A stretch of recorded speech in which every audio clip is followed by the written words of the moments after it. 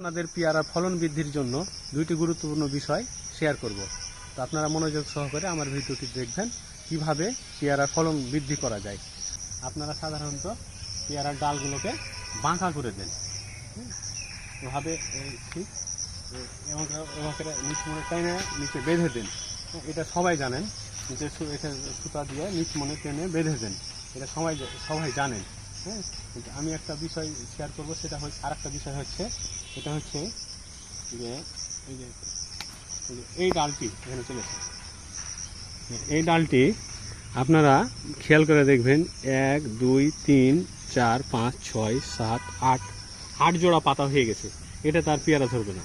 আপনারা নিশ্চিত হবেন যখন 3 জোড়া পাতার পর পেয়ারা যদি না আসে, তাহলে এই ডালটি 3 জোড়া পাতার পর এভাবে কেটে দিতে হবে। যখন এখানে নতুন কুচি করাভাবে বের হবে, তখন আবার দেখবেন যে 3 জোড়া পাতার পর যদি পেয়ারা না আসে, আবার কেটে দেবেন। এভাবে কন্টিনিউ করবেন, অবশ্যই আপনার বাগানে প্রচুর পেয়ারা আসবে। যে আমি যে বিষয়টা নিয়ে কথা বললাম, সেটা এই দেখেন এখানে কেটে দেওয়া হয়েছিল, মনোযোগ সহকারে দেখেন, এখানে কেটে দেওয়া হয়েছিল। এই যে দেখেন 3 জোড়া পাতার মধ্যেই পেয়ারা আসছে। এই যে 1 2 3 এখানে পেয়ারা আসছে। হ্যাঁ, এখানে আসে নাই, 1 2 3 4 5 জোড়া হয়ে গেছে, এখানে আসে নাই। তখন আমি এখান থেকে আবার কেটে দেব।